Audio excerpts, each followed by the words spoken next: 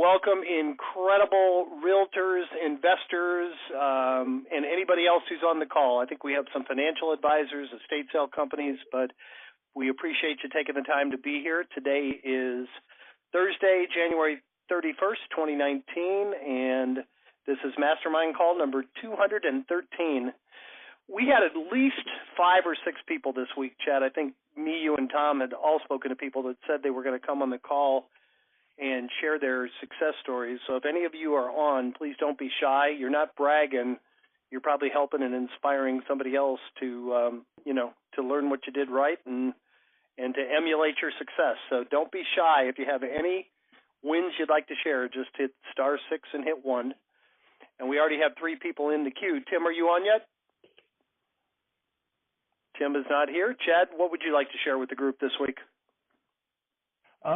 You guys have seen a few emails from me, so I finally had time to actually get everything posted. So both on our blog and in your inbox, you should have seen an update, kind of where we finished up in late 2018 and what we're working on in 2019, kind of the state of the company, and then also a really comprehensive update on our lead follow digital marketing platform.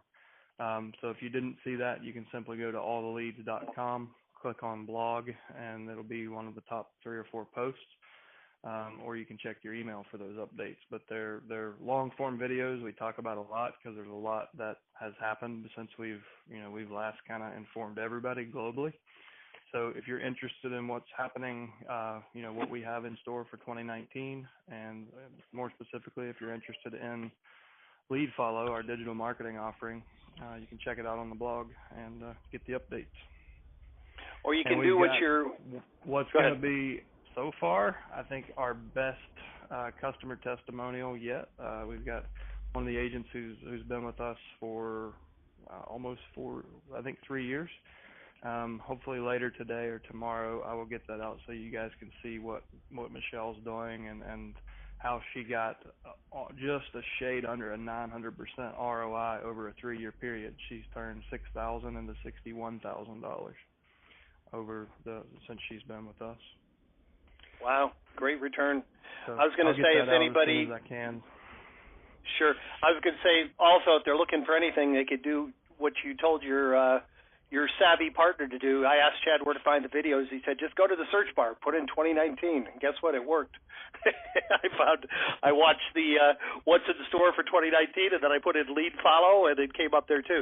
I'll tell you, watching those videos, I wish I was selling real estate because I felt like signing up for something, and then I realized I'm not an active agent anymore. But great job. We'll still take your money. Oh, I know you will, but that's you're not providing any value to me, so I can't allow you to. How's that?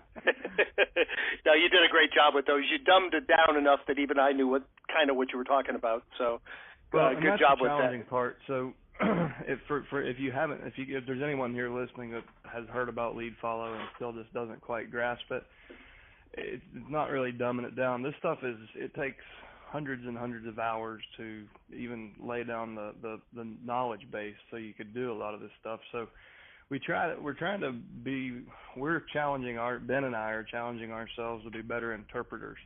So we can geek out on a spreadsheet and see all kinds of patterns, and we know what's working and what's not, where if you look at the exact same spreadsheet, if you've never stared into a laptop for hundreds of hours and on digital marketing campaigns, it's going to look like it may as well be in hieroglyphics. So we're doing the big challenge is how do we show you guys the value that we see in these, and the next step will be getting that all into a dashboard so it obviously is just right there in layman's terms. But anyways, hopefully those videos will help you understand what it is we're doing and where we're headed with it in the next 3 months. Excellent. Tom, what would you like to share with the group this week? Just remind everybody, if you need anything, we're here to help. Just send us an email to support@alltheleads.com, or if you're in your account area under support, there is a contact us. We do track all those items, then assign them to the appropriate person to get back to you quickly. So that's one of the fastest ways to get in touch. And that's it for today. Excellent. Well, we have 5 people in the queue. Again, please share your success stories. Our Our winner of the week last week was a brand new subscriber, Jay Willis. I think he made a call, set an appointment, and got the listing. So he was 100% conversion. So his very first attempt at prospecting, he got a deal. So Jay, congratulations, you were the winner of the week, and we'll either give you some free leads or a discount on your next subscription. And we're looking for some success stories, challenges, anything you guys need help with. Let's go to the queue. The first person up this week is phone number ending in 2121. You're up first. Hi, this is Andrea from Lakeland, Florida. Hey, Andrea. Hey, Andrea. Hey, hi. I have 3 questions, actually. I was doing some Googling just to try and better understand the Florida probate laws, and I found a couple of places where it said that in Florida, a buyer must present a 10% deposit anytime they it must accompany an offer anytime it's a probate. Is that correct? Not that I know of. I'm in southern Florida. I'm not aware of that either. Yeah, no. That sounds like it might have slipped in. Yeah. Is there a particular statute that's quoted, or is it where did you find that? One of them was upnest.com. Yeah. But I found it on a couple different places then, because it scared me, because I'm already, going out and having appointments, and I'm like, I need to know this is the case. That's pretty. Well, we all know that everything you see on the internet is 100% true and accurate, right?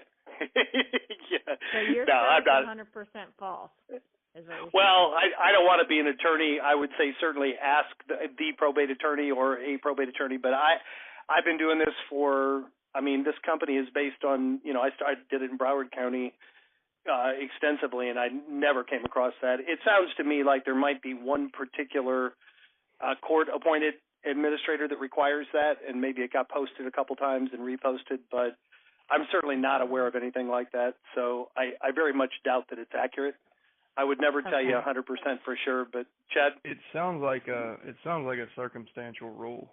And on our experience has only been on more typical deals in the state of Florida. But and Jim is buying these, and his sister runs the title company. So we have a pretty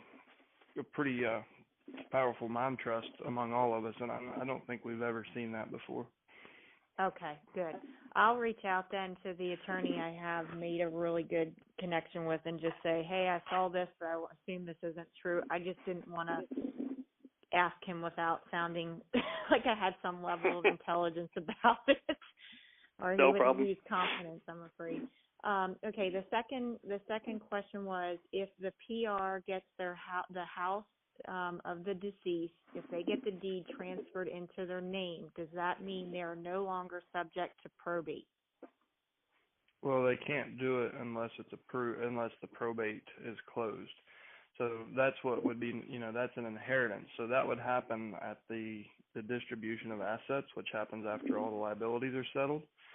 So typically, if the family hasn't decided what they want to do with the real estate, then, and sometimes the will says real estate will be deeded to, so it doesn't need to be dealt with in probate. It doesn't need to be sold in probate. So they will go ahead, like when the probate closes, they'll then transfer title to the heir or the heirs, and then they can do with it what they please. Well, the thing is, this one of the two that I'm dealing really seriously with, he already, I should pull it up here right while I have you guys on the phone, but he already said the deed was transferred into his name, and this is only what I suspect you're dealing with, Andrea. A lot of people, not a lot, but a significant number of times. That's why we say don't scrub your list, because you might check and the property's already in somebody else's name. It sounds like the likely thing there. Often when people know they're dying, they will transfer the property before they die. So then they still have to file probate for their other assets, but that property's already been transferred. I suspect that's what that. So that's, if it's already that's in his, one possibility. The other possibility is that they were savvy enough that they had the real property titled correctly. So one of the exclusions to probate, if you hold property with joint tenancy, if it's titled the right way, then it can transfer from one party to another. Often that's most common from spouse A to spouse, surviving spouse B. And in some states, they have what's called a spousal property petition. You basically just fill out a form, hand it to the court, and they say, okay, it's your house. And then the real estate is no longer part of probate.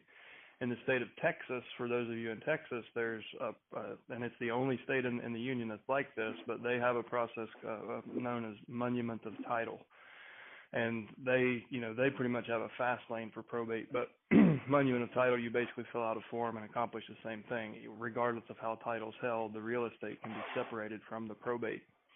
So probably one of the two happened. Either they had it titled correctly and it went ahead and transferred to a family member, or they transferred it prior to death. They just quit claimed it. Oftentimes, if you look at the tax record, you'll see a $0 transfer, and that's a lot of times, what these are. Okay. Yeah, because this one is a son. This is not a spouse. And the probate was only filed on the 18th of October, and she died back in January of 18. And if you look on the county, the deed was still in her name until really recently. And it didn't say the son's name or anything. It was 100% the mom's name. So I'm not sure. So would that mean... the probate... if they initiated probate in October, it could mean that the probate has already completed and closed if they, if they were really efficient with everything. Oh, I didn't know it ever went that fast. Okay. I thought it was always like... So if it's a simple case and everybody is doing what they're supposed to be doing, you can close them up quicker. It doesn't have to take a year like most people do. It's oftentimes, estates are complex, and people just take more time than they need to get things done. But in that time frame, it's possible they've already completed the probate process, and then there was a $0 transfer on the when the heirs got their distribution. Okay. So at any rate, if the deed is now in somebody in the PR's name, the assets, because normally if it's in probate still, and it would be in the deceased name, the assets, once the sale completes, goes into the estate, correct? Until probate is finished, and then it's correct. Dispersed. So title is transferred, so it's no longer part of that person's estate. So he can sell it as he wishes, and it doesn't require court approval. It's a conventional deal from now on. From now on, right? Okay, so that I understand it for sure. Then anybody that still has it if it's in the deceased name though, still, and it's, then that means the proceeds until probate is finished, the proceeds are going to go into the estate, and the heirs will not get their distribution until probate has closed. Is that correct? In the state of Florida, that's correct. In many other states, it's not. Like in my state, in Virginia, they'll pay $250 at the closing table for a fidelity bond, and we can release funds to them there. But yes, in your state, that is correct. Okay. All right. Thank you so much. I appreciate it. Andrea, after you close a couple deals, you should go to law school. You're very detail oriented, and that's a good thing. If anybody's on this call thinking, "Oh my gosh, I'm never going to learn all this," most of the time you don't need to know it, but you're going to really come across as being very professional. You should go out and prospect the attorneys, because you're really going to be able to talk their language. It's not a bad thing, but you're really digging into it. So good questions, though. Thanks for participating. Jim, I want to touch on that. So a lot of people come to me and they're just freaked out. They're like, oh my gosh, I don't know the answer to this. People are going to think I'm an idiot. And a lot of these people expect to get a law degree when they take probate mastery. The law is never, you don't have to know probate law at the level. Now, I encourage your eagerness. Like, I think that's good. Your appetite for that knowledge is great, because you're going to be more confident and you're going to be a better leader, and you can provide a higher level of service. But you don't have to know everything that a probate attorney knows. And a lot of folks, where they really get wrapped up in this, is they won't go meet probate attorneys because they think they should know everything so they don't look stupid. And what you said is, I just want to underscore, you said, I have created a relationship with a probate attorney that I'm comfortable asking about this. And that's exactly what you need. One of the things I teach in probate mastery is how to really get a high level of knowledge about your local process. And the very last, I give you 4 ways. And the 4th way is exactly what you've already done. Find the probate attorney that you trust, that you can say, hey, I've never seen this before, thought I'd bounce it off of you. Do you have any experience with this? Because you will never be a probate attorney. Well, chances are you'll never be a probate attorney, and chances are they'll never be as good at all the other things that you do. So don't ever, and this is not so much for you, Andrea, but for everybody else on the call, like, don't feel like you have to know every aspect of the law before you begin. The probate attorneys are part of your team. Use them as when you encounter stuff like this, do what she's done. Obviously you can come to this call and ask it, but we don't give legal advice. But having an attorney in your market that you can lean on with questions like this is the right thing to do. So kudos on that. Perfect. Excellent. All right. Well, we have 12 people in the queue, guys. I'm probably going to close the queue in the next 5 minutes. So jump in now if you definitely want to participate. Hit *6 and hit 1. And then next up is phone number ending in 2196. You're up next. Hey, this is Matt Chipon. I'm based out of Philadelphia. How you guys doing? Hey, Matt. Great. So my question, this is my first month going through the leads, and I came across one where the personal representative was the public defender, and I just had a question about if there's anything to be done with that lead, and is a public defender when someone dies intestate without heirs, or what's the deal with that? So public administrator is the 2 most common appointments is if someone they died without heirs, like you said, or if there's infighting or a dispute among the heirs. So it's oftentimes a judge will step in as the referee and say, okay, this ends now. Public administrator is appointed to make all decisions. You'll get what you're due. So it's usually one of those 2 scenarios. You definitely want to reach out to that person because their professional role is to administer estates, and you think they want to do that efficiently so they can move on to the next one and get paid on more than one file. So right. you reach out, introduce your service just like you would to an attorney, show them how that complements what they're doing. Now, last week, for the first time ever, I heard that one of our callers came in and they had met with the public administrator, and they basically didn't want any help because they were more interested in racking up billable hours. You probably won't find that. Like, we have a lot of folks who join, on the West Coast, they're called fiduciaries, and they actually have kind of a trade group. Like, they meet once a month as a group and discuss relevant topics. We have a lot of folks that go to those meetings, get to know all of the fiduciaries or public administrators, and they get as many referrals from them as they do the probate attorneys. So it can be a great B2B relationship. There's really no emotion involved. They just want to get it done because when they get it done, it gets a file off their desk and makes room for a new one, right? So definitely reach out, let them know that you're here in the community and you've got a whole team of people that under one roof. So you've got a vertically integrated solution for everything but the legal aspects of probate. And by the way, every probate attorney in town too, because you went and built your referral network, and they will see a ton of value in it. Okay, great. That's awesome information. And then I had one more follow-up question. I called a lead today who he claims that he didn't have the death certificate, and they're kind of stuck in the early stages of the probate process. And it seems, from my understanding, I thought in order to be appointed, you had to have that already. Is that mostly true? Before they can actually get the official court appointment. Now, you can file probate without all that stuff. Most people come up with that stuff and bring it when they initially file. But if you file, the probate clerk will tell you need to have a list of assets, list of heirs, list of liabilities, death certificate, a will if applicable. So if they weren't able to come up with a death certificate, I'm sure the probate clerk said, you're going to need this, go get it. And until they get it, it's my understanding they're not going to get, they won't get the letters until they actually have all of those pieces that the court needs to see.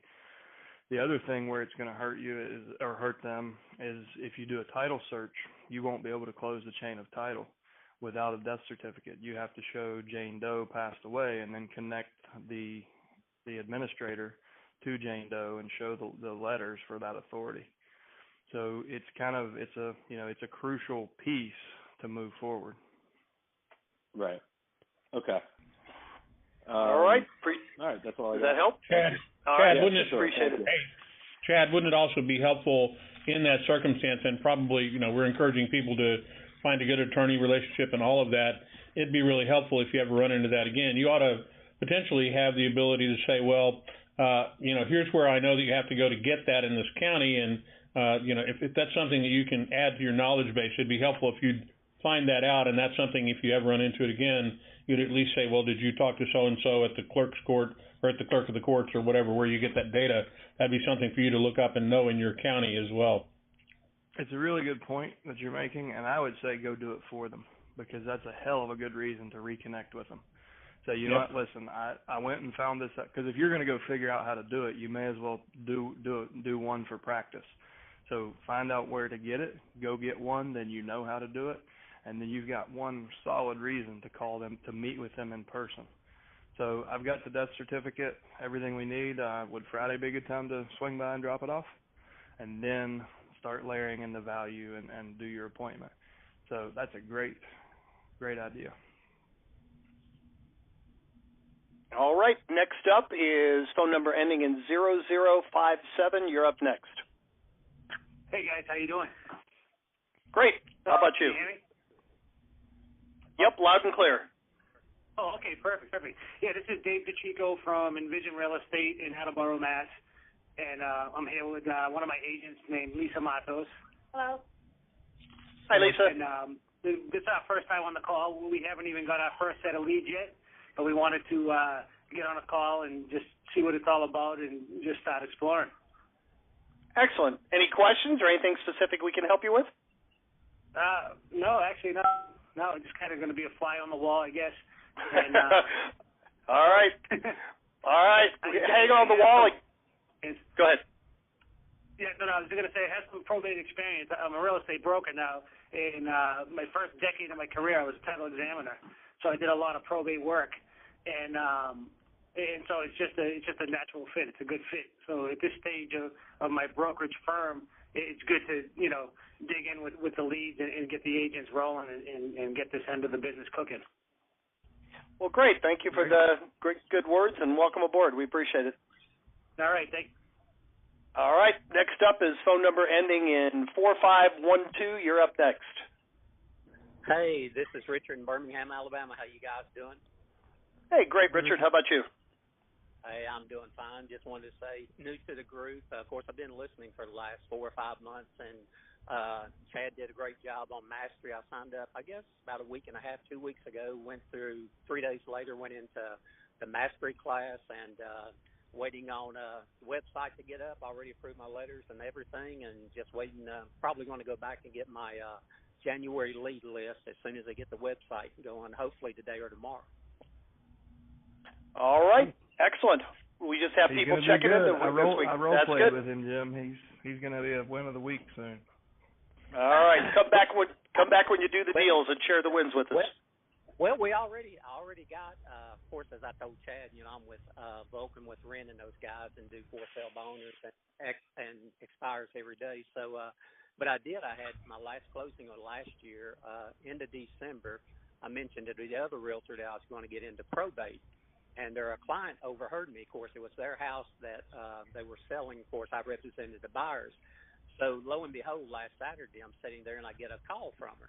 And she said, well, I overheard y'all's conversation that you're going to go into probate, but my mother is not, she hasn't deceased yet. She's in a nursing home and she's got dementia, and said, she developed about 7 or 10 acre little lots up on the lake, which is about halfway between Birmingham and Atlanta, still in the Alabama side. And she said, when I get all this stuff together and go back and pull it all together, she said, can you handle the sale of all those lots for me?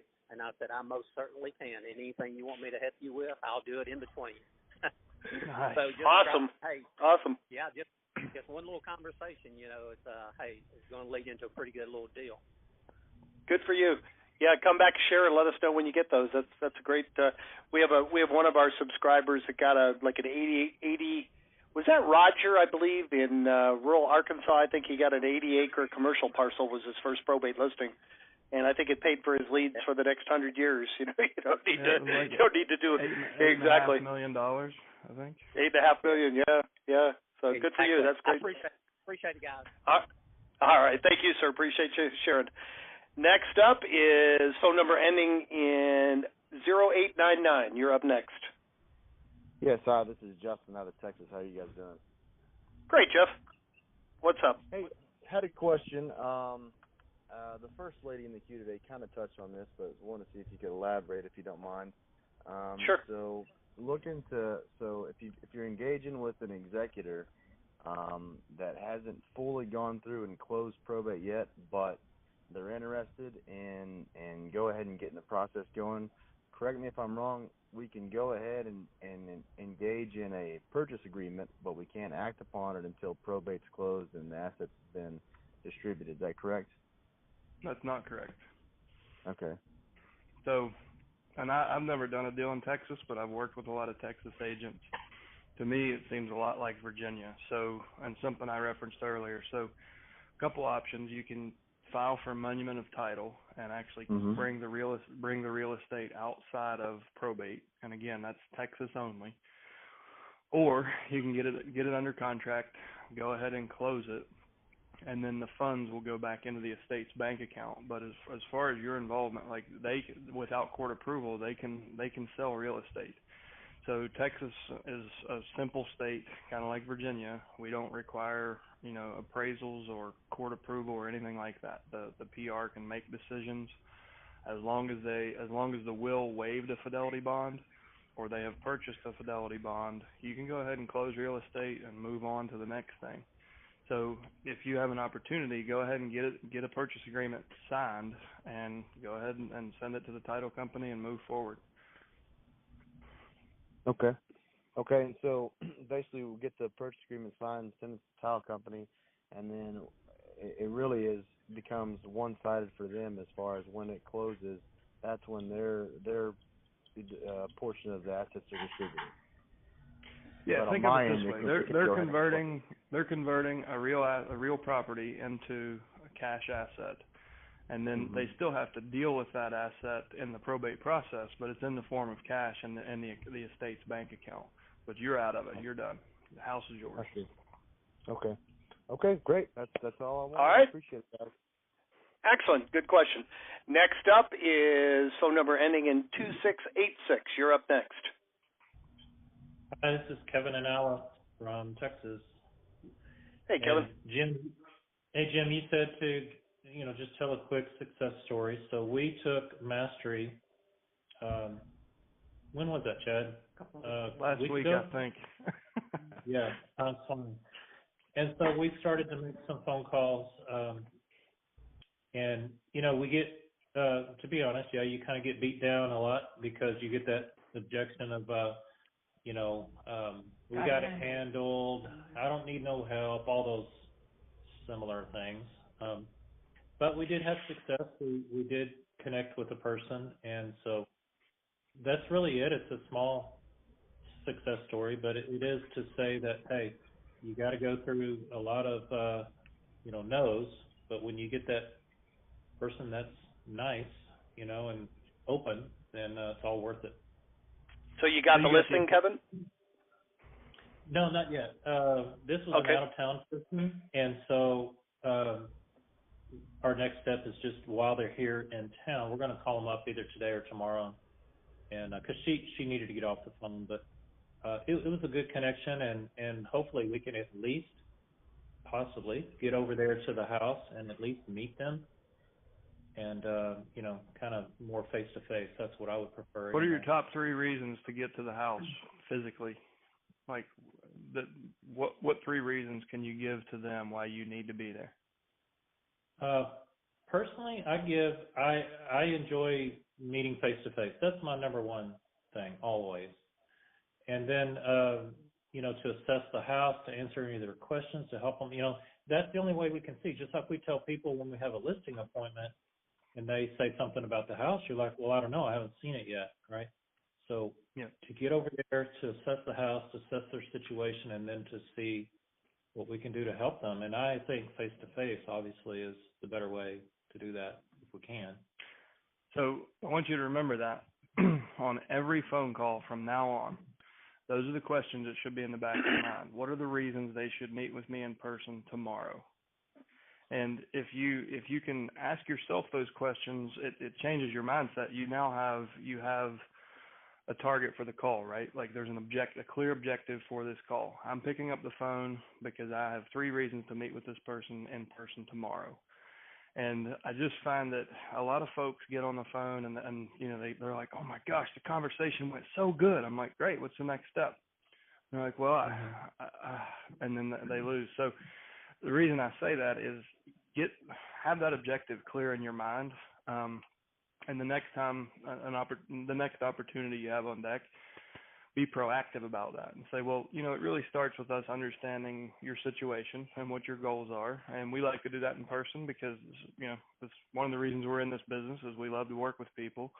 The other reason is the sooner we can see your situation, the sooner we can start to help. Does that make sense?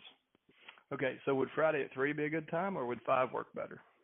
And you kind of show them why they need to have you there in person.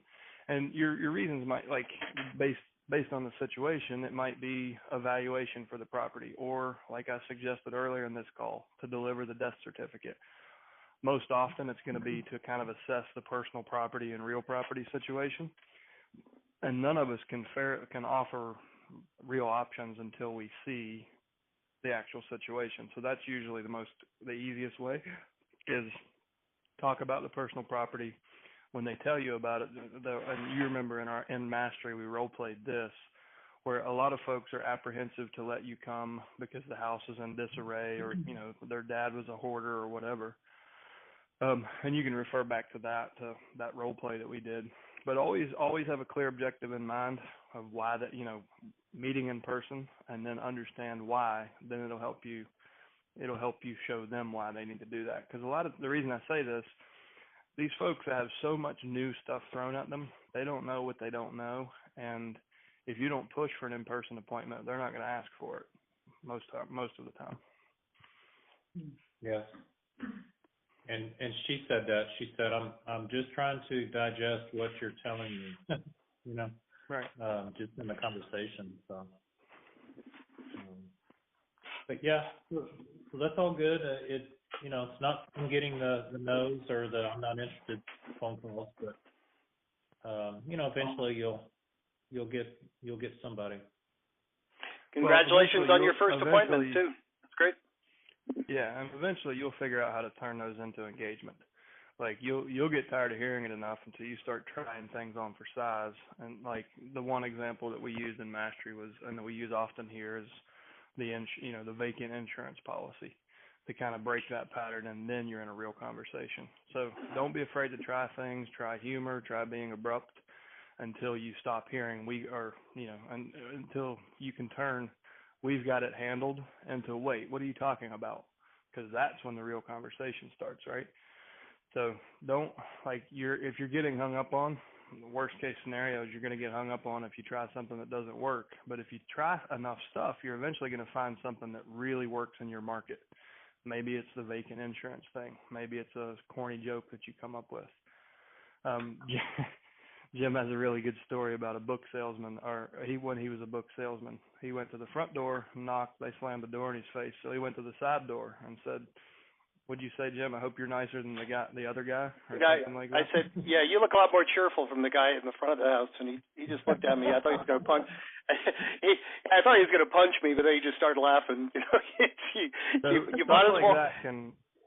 Stuff like that can very quickly disable people, and they can drop their ego, and actually you're talking to the person then, and it can happen in seconds. So don't be afraid to try stuff like that, even if it is goofy. Okay. Yeah, that's funny. Okay, great. Okay. Well, Thank you. Yeah, I had a similar one, Chad, when I'd have a husband and wife, and I could tell at the listing appointment, one of them was with me, and the other one was kind of reluctant. I'd say, well, you know what? I think the fair thing to do is take a vote. Should we list the property? I vote yes, And then I'd say, I know you vote yes. And then I'd say to the third one, you want to make it unanimous or is it 2-1? It was always, once you get them laughing, it's you got it. You know, it was amazing how much just a silly little thing like that worked. Let them know you're human. You have a sense of humor. So good point. All right. Well, we got 4 more in the queue, guys. Good timing today. Next up is phone number ending in 8797. You're up next. Hey guys, this is Rick out west. I got a couple of lead follow questions for Chad. I watched the videos that you emailed out, and I sent a long email afterwards because I was a little bit confused on a couple of things. But the main thing is with the budgets. In one of the videos, it showed an example of going from a $150 budget to the $1,000 budget and left a lot out in between. So I wanted to know is the difference in the lead follow addressable versus the $300 and below budget. You mentioned the geofence, and if you're not getting the geofence with the $300 budget, how are the PRs getting our ad? And also the ad themselves, I understand it to be like a GIF or something generic, but probate related, but not necessarily branded with anybody's name until they click the image to click through, and that's when they'll see an actual name at the top. Because it's not a $500 or $1,000 budget, it won't have a picture of us, but just our name and office information probably, and then the questionnaire. But then I want to know, as far as the competition in the area, will that same image be showing to the PRs, and it'll just be a rotating local probate expert once they click through? So that's like 3 questions I'm shooting at you real quick. It sounds like we did you got at least 75% of what I wanted you to, so we didn't do a terrible job. That's what I thought. So I'll just kind of run through for the benefit of all. I'll just run through our pricing model.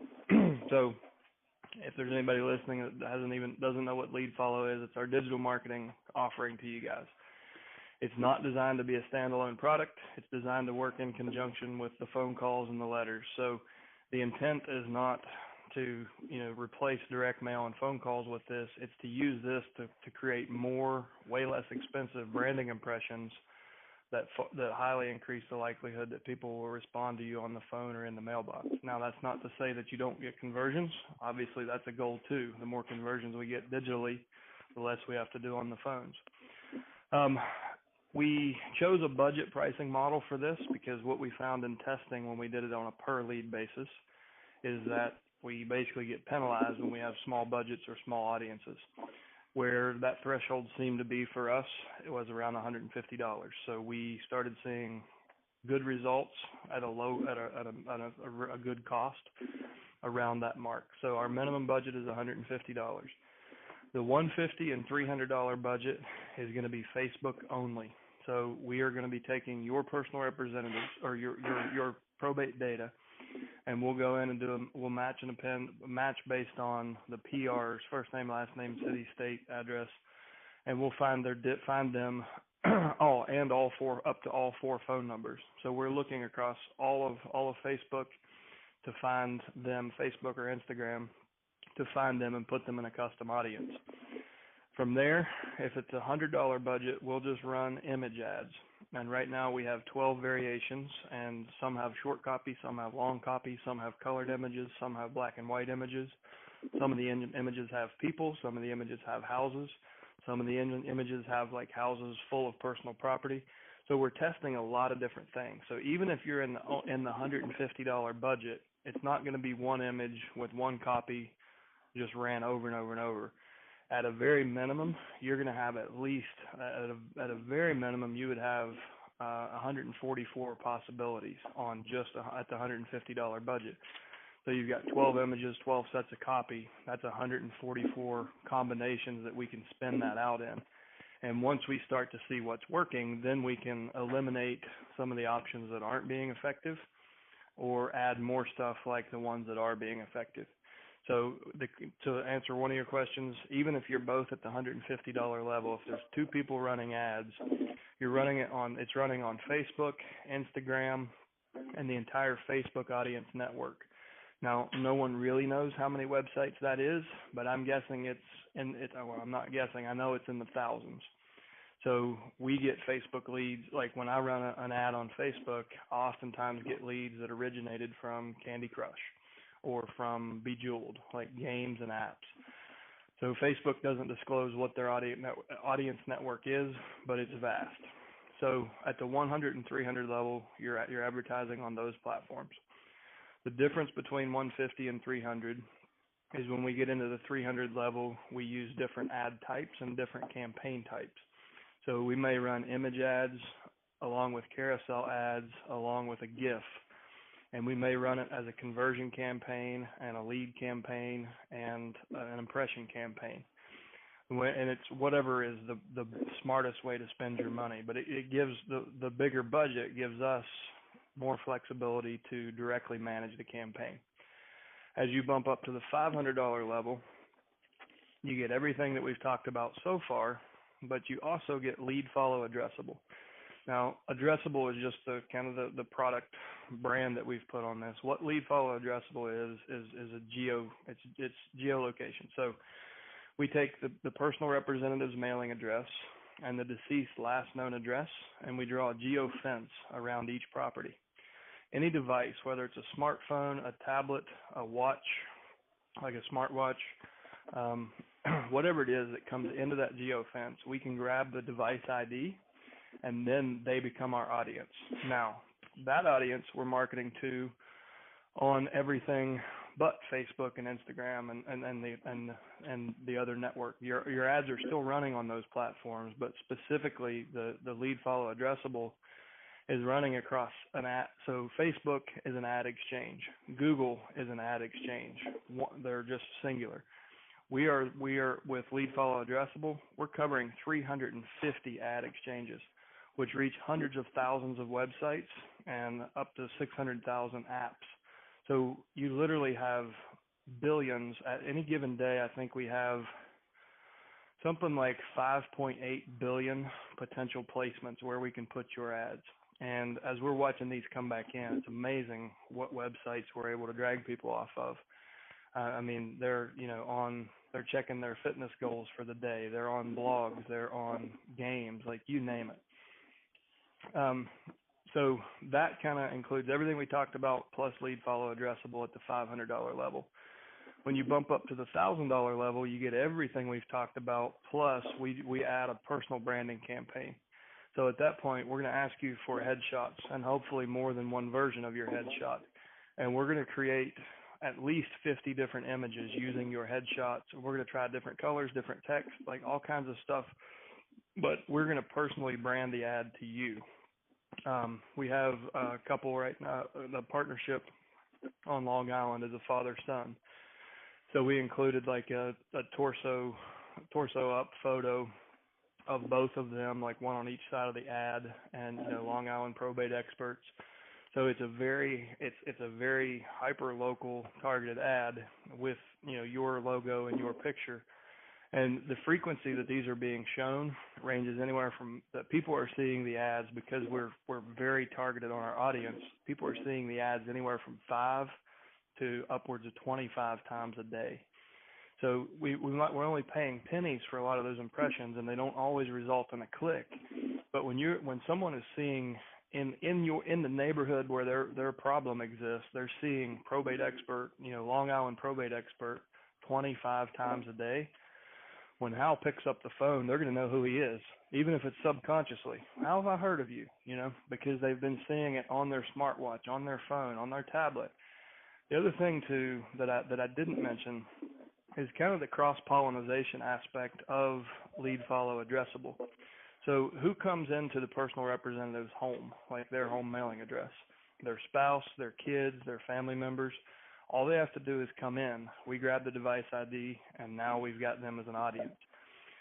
The deceased last known address. You have family members, the personal representative, the other family members that might not be visiting them at their primary residence, but they're coming over to mom and dad's house to help clean it out or help look for important paperwork. They become part of the audience. So just by geofencing 2 addresses, we can cross-pollinate and advertise to basically anyone who would have anything to do with the probate, anyone who has social leverage against the PR or with the PR. So that's kind of the differences. I think I answered all 3 of your questions, but I'll let you be the judge of that. You did very well, thank you. You answered a lot when you reminded me about the Facebook only option for the 300 and below. I missed that aspect of it, and then it made more sense as far as I was trying to figure out how you could. I just figured the geofence would apply to everybody, but then I remembered how Facebook targeting marketing works as far as right. Sending my info out on Facebook, just using my own means. So that answered a lot as far as the difference between the platforms. But I wanted to know about when the PR sees our ad as a 300 and below crowd. They're not seeing a name of a person, just probate expert. So that little catchphrase. Correct. And then they click through, and at that point, the difference in the budgets dictates who shows up next on that picture, because it's a rotating agent, correct? When they click that picture, not necessarily it's like Zillow. If you go to a property on Zillow, you'll see three options as far as agents, and that those 3 options change depending on the budget of the agent. No. So it's not like that. If you're the only person in the county, they're only going to be seeing your ads. If there's someone else in your county, it's algorithmically controlled. We have no control over, this device ID should or should not see this ad. But the sheer size of, like I said, there's literally billions of placements, and that's one of the things I think it's important for everybody on the call to understand. We made an ethical call when we first began to not send the same letter in any 2 markets, or not make ISA calls for 2 people in the same market. And I said the letter the wrong way, but we don't send the same letter for more than 1 person in each county. Okay, I know what the ISA calls. If I have it on autopilot, I'm the only one getting the calls. But I figured if it's the Facebook ad and all that stuff, it's free grabs because it's more than 1 person in the county. Right, and the reason that I look at it completely differently because we literally have billions of placement options. Where with mail or a phone call, we have 1 placement option. You have 1 mailbox and 1 phone, and we know where we're going to reach you, right? Where with digital marketing, we could have, you could be running a $150 budget and be on all the Facebook network. Someone else could have a $1,000 budget and be on the other 2 million websites that we would be spanning for the day.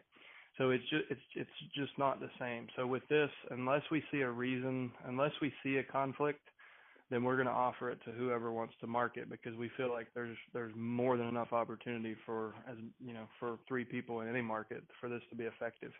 Now, we're obviously keeping a close eye on that, and if we see, if you, let's say you have a county and we ran campaigns for you for 3 months, and all of a sudden a new customer comes in and starts doing digital marketing, if we see your results reduce, then that's going to be addressed quickly, but I doubt that will ever happen. That's fair. Okay. Yeah, and I also was asking, this is because we're the first go round signups. You're going to be pulling for our leads for the next 12 months on this marketing campaign, and then it goes back to 1 month at a time. No, we're going to do a rolling 12. So if a year from now you're still subscribed to digital marketing, we'll start knocking off the 13th month. And that's exactly how I put it in my email. And customer support responded. I sent 2 emails. That question there was my question, and I sent you the second email with that question, and they answered. Hopefully, I got to look at that email again. But yeah, that's what I was hoping for, and you just answered it again. So that sounds good. Awesome. All right, wonderful. Hate to cut you off. We got 3 more people in the queue, but I think we really, Chad, every time you explain it, I'm actually even starting to understand it. So that's a good thing. You did a great job giving a very comprehensive answer. We have 3 more in the queue. Next up is phone number ending in 8644. You're up next. Yes, hi, how are you? My name is Andrea Margucci. I'm here at the Washington, D.C. metro area. Yes, sir. I haven't signed up yet But I'm still doing some of my homework here. I used to go to the courthouse here in D.C. To get some probate deeds, and for what I understand, in D.C. you have to physically go to the courthouse to get the information. So I was wondering if you how you guys have somebody in the courthouse, or because it's not unless I don't know, but I don't think it's a public information. You can get online. It is public information. So it is public information. It's just not. It doesn't have to be electronically accessible. So in a lot of in the vast majority of counties, we do have live researchers that are actually driving to the courthouse, paying for parking, going in, and taking this down, and then bringing it back and databasing it. So if you ever do that, you'll see a lot of value in what we do because it's a slow, painful process. I used to sit down over there, and but there's probably 5 computers available, and they're all the time. There's people there, and once you sit down, there's somebody right behind you, waiting for you to stand up. So yeah. So, well, that's our person. So next time it happens, get out of their way. We need the leads. All right. All right. Yeah. So so that was my question. Yeah. So okay. If you guys have access to the information, that's pretty much all I need. And all right. And I think it's important to know for you too, since you might be new to these calls. So once we leave the courthouse, we're bringing that back and databasing it. Then we go out and augment it and give you up to 4 phone numbers for the personal representative, which you won't find on public record. And especially in very competitive markets like yours, that's going to be your edge. Getting on the phone will make all the difference in the world for you in that market. Yeah. Yeah. Okay. All right. Thank you very much. I always tell people when we started this company 6 years ago, we honestly thought by now, most of the courthouses would be online, and I think there's probably fewer now than there was 6 years ago. The courthouses are an extension of the government. They just don't do anything logically or efficiently, which should probably surprise no one. So it even where it is available online, it's so fragmented and hard to pull down, it's still not worth most agents' time to do it. So good question. We have 2 more in the queue. Next up is phone number ending in 0829. You're up next. Hi, this is Donna Londo from Arizona. I have a question. I did what Chad suggested with the attorney, and I asked her to help me out with the timeline and making it specific to Arizona. And she told me that I'd be practicing law if I did that, and that she didn't feel comfortable helping me. If I wanted to go get the resource online, she sent me a link, but that she did not want to help me make this, which we talked about, them helping us be more specific to our area on the Mastermind Call. And I'm just a little bit put back. I was a little, and she said she totally wants to help me, but she said that she doesn't feel comfortable with that part. That's the reason I suggested you co-brand the piece or just put her branding on the piece. So I asked her, and she said she wouldn't. She said she would not because it's practicing law. Yeah, we all have opinions, and a lot of attorneys are more conservative than others. I would say if you ask 3, 2 of them would be willing to do it. Okay. I may be wrong, but if you're giving them, they have the authority to publish such a piece, and you have the authority to distribute such a piece, to clients that you're trying to refer to them. So I think she's being really conservative. I think that I'm confident you can find an attorney that would say, hell yes, I'll put my name on that. You're going to hand it out to everybody who doesn't have an attorney? Sure. And okay. They have a law degree. They put their name on it. I don't see where it's illegal at all. Okay. Because I didn't really know how to answer her, because they said, well, but you'd be part of it and you are the attorney. And she goes, but I don't want to put my name on it. I'm very particular on how I do my marketing because it's my law degree that's at stake. I was like, okay. Anyway. Okay, I'm just curious. And then you mentioned flooring companies, getting flooring companies on board in our toolkit, basically, that would pay money out of close of escrow or contractors. How is the best way to find that? I'm having a hard time finding someone like that in my. I did connect with several moving companies that do the senior moving, and I actually had coffee with one yesterday that's fantastic. He's going to give my clients a 10% discount. He's a smaller company out of LA originally, but they have a branch here. And anyway, they're just beginning it, so he's like more hungry, you know? So he's willing to do a little bit more stuff, which is kind of cool. But how do you find flooring companies and contractors that will do that, close out of closed escrow? I'm having a difficult time finding it. So one of the ideas I shared with you in Mastery was go to Home Depot at daylight with coffee and donuts. Oh yeah, you did say that. Look for the guy with the brand new diesel pickup, because you know it's he's got a $5,000 wrap on a $70,000 ton truck. He's running his business like a business. He has cash reserves. There are a lot of great contractors out there, but most of them are really crappy business people. So you need to find both, and it can take some time, but that's really the best filter I know. Like the people who show up to the job site or to the store to get materials first thing in the morning, and they're wearing a uniform or they have a professionally wrapped vehicle, a box truck pickup. Those are typically people that, you know, they're paying cash for everything and they can float invoices. And it's okay, like I said, to go ahead and tack on a 10% interest charge while that thing's sitting in escrow. That's very reasonable. You know, they're basically giving them a personal loan with no other than a mechanic's lien with no real assurance of repayment. So they're taking risk. We should reward them for it. But and you can pitch it to them in that way. So, you know, listen, would never ask you to float $40,000, but what about $40,000 at 10% interest or a 10% premium on the invoice? You don't even have to call it interest. And so that's an incentive to get those guys to engage with you, is show them why it makes sense for them to do that. Well, I did find one flooring company on LinkedIn that actually is willing to do 90 days with no interest. So that's helpful, definitely. Yeah, that's great. So, okay, awesome. Thank you, Chad. All right, very good. Last up, we'll probably go a couple minutes over. Last up this week is phone number ending in 5564. You're up last. Hi, good afternoon. It's Edwina Potter. I'm in Flower Mound, Texas, the Dallas-Fort Worth area.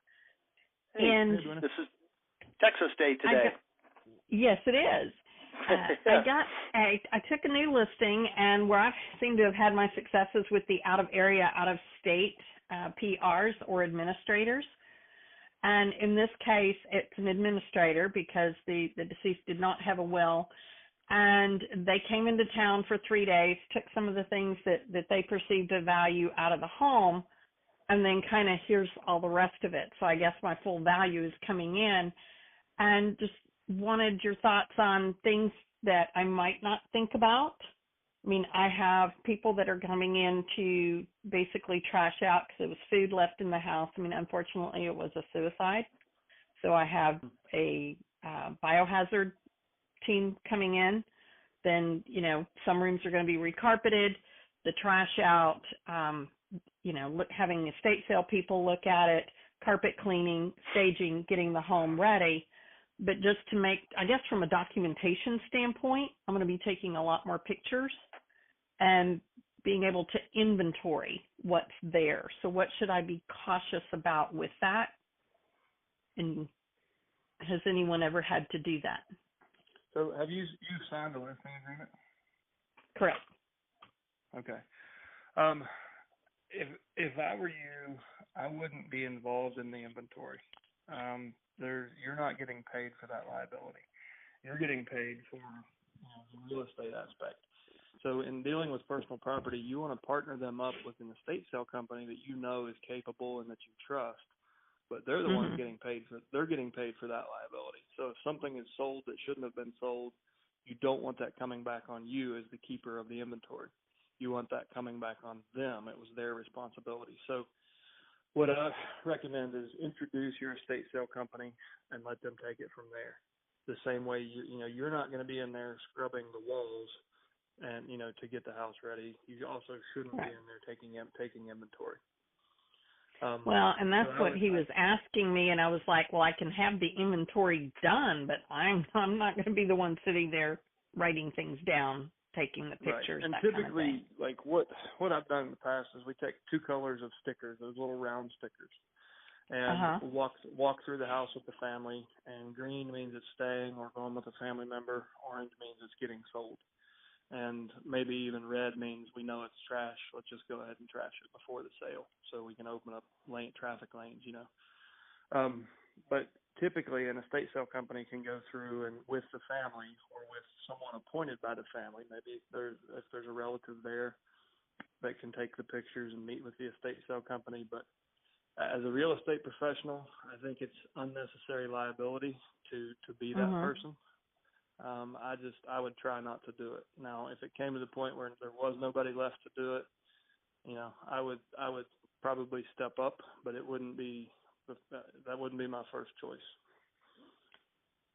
Well, and that's kind of my concern. I do have 2 estate sale companies that I'm going to have them take a look at the house, and they're going to have to basically catalog and box up and move things out in order for us to stage the house to sell, and then do the estate sale during the contract period, because we need some of the stuff to stay in the house.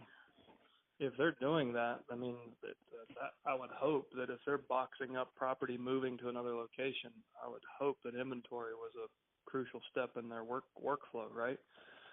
Right. So well, yeah. I mean, the location's going to be the garage. Well, but still, they should have a spreadsheet, for example, that says box number 10, contents sealed, and then they can go email that spreadsheet to the family and say, look at column H. There's 2 options, keep or sell, and please go down and mark each, and then put it back on the family. So here's the inventory. You tell us what to do, and then they go back and they have an inventory that says, okay, box number 10 has 3 things that are being sold, 2 that are being kept, and it's just going to make it more efficient for everybody. So just what I would say is make sure that the estate sale company, when they're boxing things up, they do an accurate inventory and number the boxes, and then put the contents under that number. Now, when you say the inventory, how far are you? You know, 5 forks, 3 spoons, or because I kind of I guess a little bit of queasiness with it is there's a ton of electronics in this house. I mean, that's really for them. That's for them to decide. Like, however they will auction it, that's one item. Okay. So they're not going to auction a fork. They're going to auction every piece of cutlery that matches. So it would be, you know, the sterling silver cutlery set. I mean, if they're really thorough, they might put 30 pieces, but that should be sufficient. Okay. Well, and Edwina, is this the same listing you mentioned a few weeks ago when you got Winner of the Week, or is this a new one? This is a new one. These are people that I've been talking to for the last few months, and talking to their attorney in Houston who had no clue, and talking to the attorney here locally who was seeing if there were any heirs, because there was not a will.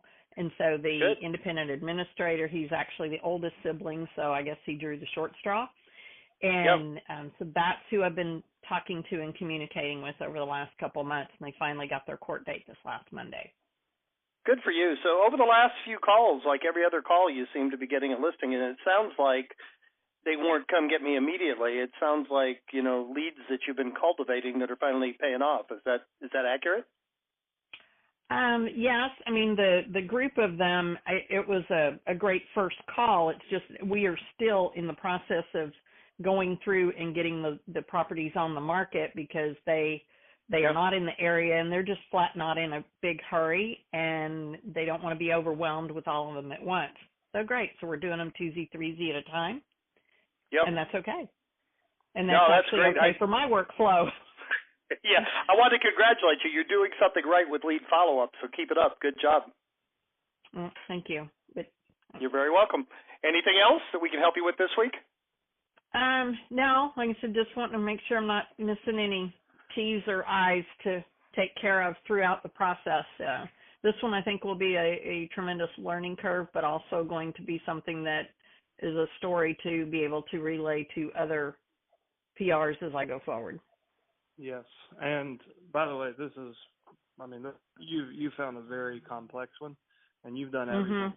You've done everything right. Like, I think it's really good for everybody on this call to hear.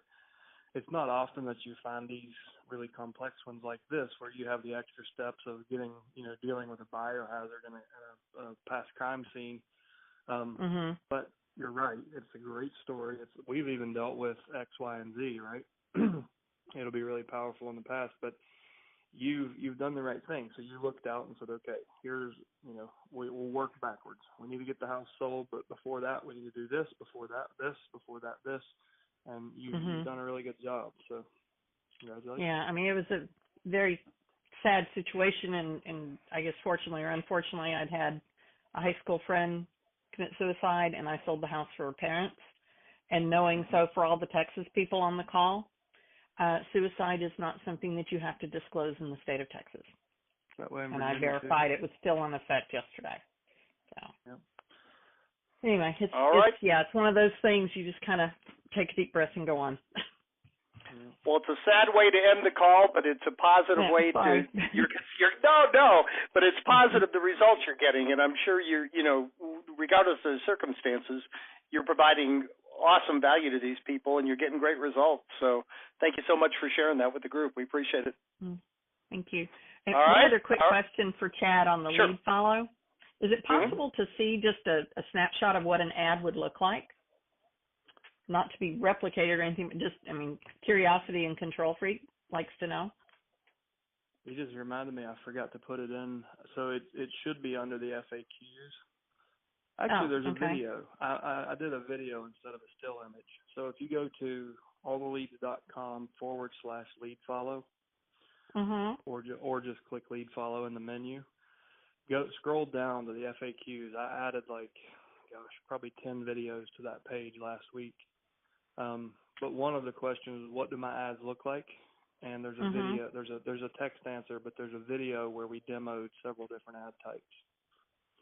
And because I saw a couple of screenshots of things. We've probably created 94 different ones since that was made last Thursday or Friday, but it'll give you an idea. Okay, because I saw screenshots and stuff. I didn't see an ad, so okay, I'll look. Awesome, guys. Thank you. We went over this week. We try to keep this to an hour, but it was a great call, great participation. I'll end this like I always do. I want to thank you all for being here. I want to particularly thank those who actively participated, and I want to challenge each and every one of you, take one idea, one thought, one thing you heard on today's call that inspired you, go out and put it into action and come back next week and share your results with the group. Thank you so much, guys. Make it a great week, and we will talk to you same time next Thursday.